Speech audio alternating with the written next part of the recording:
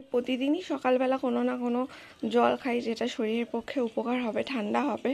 তো গতকাল রাতে মৌরি মেথি ভিজিয়ে খেয়ে নেব।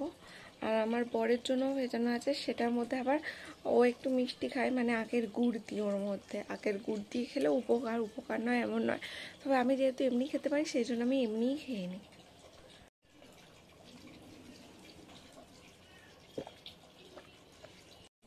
আর এই আখের গুড়টা মানে চায়েতে চিনি বলো বা কোনো জিনিসের চিনির বদলে এই গুড়টা ইউজ সাধারণত আমি করে থাকি বেশি।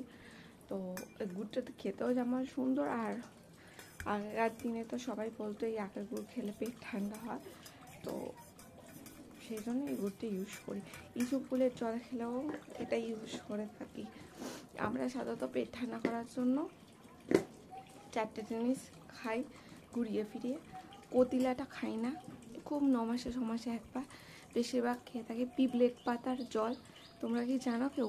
ওই যে মাঝখানে একটা ব্লগ ভিডিওতে শেয়ার করছিলাম, এক ধরনের পাতার চটকে নুন দিয়ে খেতে হয় পিপলেট পাতার জল, ওটার মধ্যে গুড় অ্যাড করি না। ইসব ফুলের ভুসি আর মৌরি মেথি খেলে জল খেলে তার মধ্যে গুড়টাকে অ্যাড করি। আর একটা হচ্ছে ডাবের জল। যদিও ডাব আমরা সহজে কিনি না, গাছের ডাব পারলে একমাত্র তো খাওয়া হয়, নাহলে কোথাও গেলে যদি দেখি ডাব বিক্রি হচ্ছে তখন খাওয়া হয়। তো চলো আবার পরে আসছি।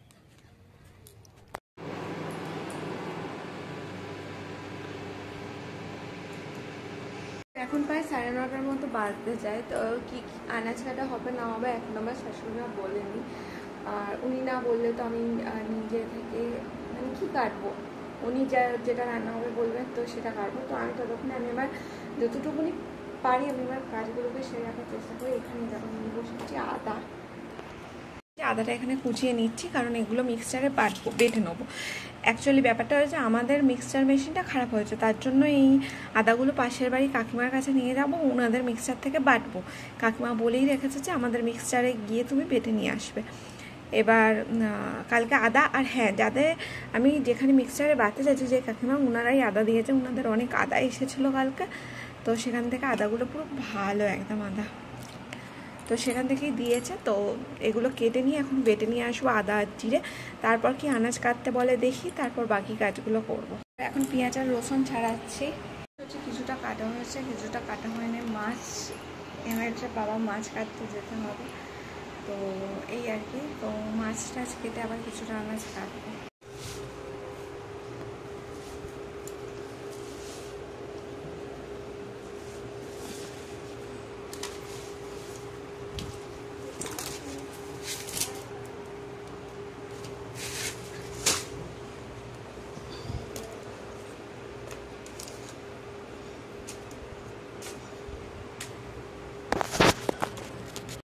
আর দেখো বন্ধুরা, দুপুর প্রায় 1:45 থেকে আমাদের এখানে বৃষ্টি শুরু হয়েছে, মানে অঝরে বৃষ্টি হচ্ছিল।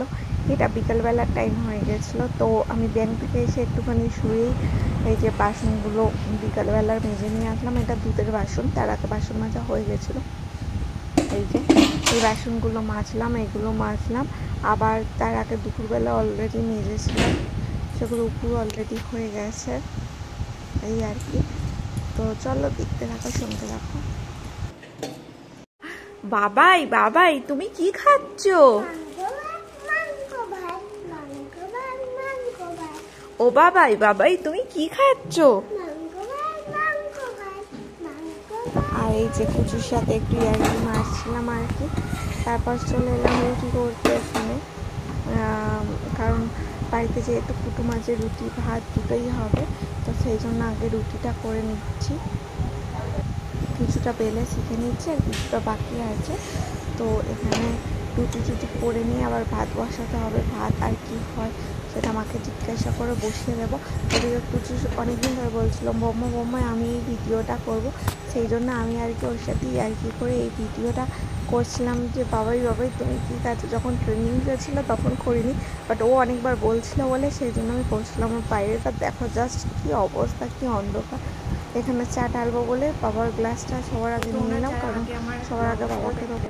সবাই জানো যে আমাদের বাড়িতে দিদা থাকে, মানে আমার শাশুড়ির মা, ওনার বাড়ি নরেন্দ্রপুর। তো উনি সেখানেই গিয়েছিলেন, পুজোর আগে গিয়েছিলেন, আর গতকাল এসেছে রাত্রিবেলা। তার সাথে মামি এসেছে, মানে আমার মামি শাশুড়ি হয়। তো এখানে চা করছি, চা সবার জন্য করছি আর কি, সবাইকে দেবো। তো ফল নিয়ে এসেছে, ফল নিয়ে এসেছে কারণ এখন আমি চেয়ারটা গোছাতে গিয়ে দেখছি কি ফল আছে, তো ফলগুলো খাওয়াও হয়নি। আমার বর সকালবেলা যখন গ্যাস চোখে দিচ্ছি নিয়ে যায়নি, তো এখন দেখলাম যে ফল, তো সেই জন্য আর অন্য দিনের তুলনায় আজকে চাটা অনেক বেশি করছে। তো চা করা যখন দেখাতে এসেছি তখন ভাবলাম তোমাদেরকে একবার বলেই দিই যে আমাদের দিদি শাশুড়ি চলে এসেছে। তো চলো সঙ্গে থাকো, দেখতে থাকো, আরও অনেক কথা আছে তোমাদের সাথে, পরে সেগুলো সব একটা করে শেয়ার করছি। তো বন্ধুরা এখন বাজে 7টা, মোটামুটি আমার রুটি করা ডাল সিদ্ধ করা কমপ্লিট হয়ে গেছে। ভাতটা বসিয়েছি, রাত্রে সেরকম কিছু আর হচ্ছে না। দুপুরবেলা রান্না হয়েছিল ওই যে ওটাকে কি বলে সুন্দরী ক্যাঁকড়ার চাল হয়েছিল, মাছ দিয়ে আলু দিয়ে টমেটো দিয়ে গায়ে তরকারি, আর পুঁই শাক, ওল, আলু, চিংড়ি মাছ দিয়ে একটা ডালনার মতো হয়েছিল। এই হয়েছিল দুপুরবেলার রান্না। তো এবার কি হয়েছে, স্নান টান করে উঠে একটু ঠাকুরকে দেখে আমি জানি যে আমাদের প্রত্যেকেরই গ্রামে স্বর্ণজয়ন্তী দল আছে, তো সেই দলের আমি একজন মেম্বার। তো টাকা পয়সা আজকে সকালবেলা মানে কি একজন দুজনের বাকি ছিল, তো আজকে দিয়েছে, তো তারপরে কাগজে লিখতে হবে। তো দুপুরবেলা সমস্ত কাজবাজ সেরে স্নান টান সেরে, হ্যাঁ, তারপর কাটাকুটি করে বাসন ধুয়ে স্নান টান করে এবার লিখে টিকে নিয়ে তারপর ভগবানকে দেখে আমি জানি যে এবার বেরিয়ে যাব, খাওয়া হোক না হোক, কারণ আজকে 10 তারিখ, আজকে হয়তো এর পরে দিলেও কোনো ব্যাপার না, কারণ আমরা যে টাইমে লোন নিই তার অনেক আগেই জমা দিই, বাট আমরা চেষ্টা করি 10 তারিখের মধ্যে জমা দেয়। এবার কি হয়েছে, এবার ভগবান মানে ঠাকুরকে আরাধনা করে নিচে নামতে না বসে আছি, ভগবানকে ডাকতে যাব, সেই সময় এসেছে বৃষ্টি। তো এবার যেতে তো পারছি না, শুধু বৃষ্টি হলে যাওয়া যায়, প্রচণ্ড পরিমাণে বিদ্যুৎ চমকাচ্ছে, আকাশ ডাকছে, কিছুতেই যেতে পারছি না। তো আমি আর কাকিমা গেছিলো, মানে দুটো বউ ননদ আসে ভিডিও করতে, তো ওর মা গেছিলো। তো যাই হোক, বললে যায়, সত্যি কথা খুব হেল্প করে, মানে মিথ্যে কথা কারোর সম্পর্কে বলা উচিত না, তো গেছিল। এবার তারপরে ভাবলাম, কাকিমা বলছে ভাত খেয়ে নাও, তখন 2:45 বাজে, ভাত খেয়ে নাও। আর আমাদের ব্যাংকটা বেশি দূরে নয়, হেঁটে গেলে 12 থেকে 13 মিনিট টাইম লাগে। ভাত খেয়ে নাও। তারপর আমি বললাম না খাবো না, এসে খাবো। তো তারপর আমার শাশুড়ি বললো যে খেয়ে নাও, ততক্ষণে মামি, দিদা, আমার চাটা সব খেতে বসলাম। তা আমি তারপর ভাতটা নিয়ে খেতে বসলাম, খেয়ে নিয়ে উঠলাম, দেখলাম বৃষ্টিটা একটু কমেছে, কিন্তু আকাশে চিৎকুটটা দিচ্ছে। আমি তারপর কি করলাম, ততক্ষণে আমি কাকে বলি চলো কাকা বৃষ্টি হচ্ছে, চলো বেরিয়ে যাই বলে গেছি, গিয়ে ব্যাগ নিয়ে গেছি, গিয়ে কাজবাজ সারলাম, সেরে আসলাম, এসে বসতে না বসতে জল এসে গেছে। এবার দুপুরবেলা খাওয়ার যে বাসনগুলো ছিল সেগুলো ধোয়াধুয়ি করলাম, তোমাদের সেটা আগেই শেয়ার করেছি, ধোয়াধুয়ি করলাম, করে রুটি করে এখন ভাত বসিয়েছি, করে এবার বসলাম। এবার হচ্ছে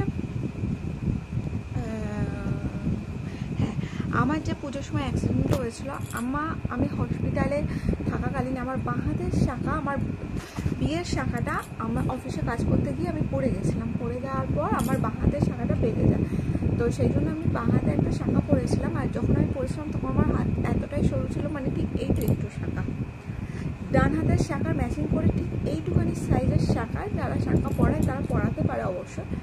তো উনি দিয়েছিলেন। এবার নার্সিং হোমের চ্যানেল করতে হয়েছিল যখন, শাখাটা আমি খুলেছিলাম।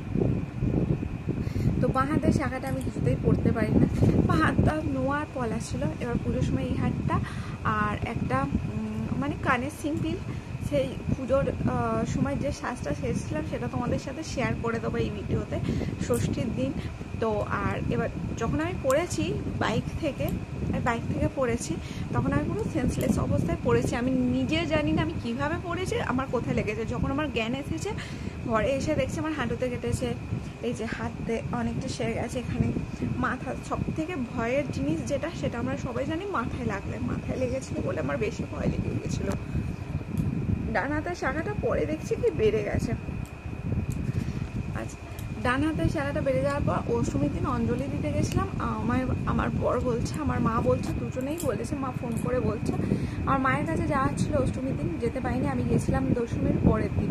সেটাও একটা ছোট্ট ভিডিও আমি মানে করেছিলাম, সেটা তোমাদের সাথে পরে শেয়ার করবো। তো আমি তারপর অষ্টমীর দিন অঞ্জলি দিতে গিয়ে আমার বলছো যে হাত এত একদম ফাঁকা লাগছে, চলো শাখাটা পুড়িয়ে নিয়ে আসি বলে এই দুটো শাখা আমি আমার মা শাশুড়ির দোকান থেকে পড়েছিলাম।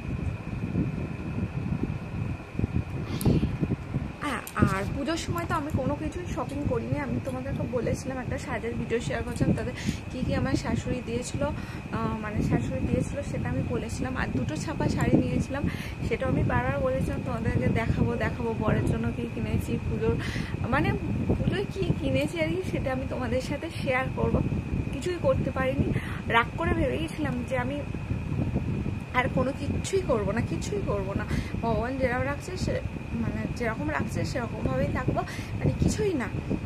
তারপর ভাবলাম না, এত কষ্ট করে যখন আমি আমার ফ্যামিলি মেম্বার 800 হয়েছে, সেটা 2 বছর লাগুক, 3 বছর লাগুক, 5 বছর লাগুক হয়েছে, তখন আমি এই চ্যানেলে ব্লগ ভিডিও করতেই থাকবো। তো আজকের দিনটা সারাদিনকার বিভিন্ন ব্যস্ততার মধ্যে দিয়ে কেটেছে। আর এখন আমার ঘুম পাচ্ছে।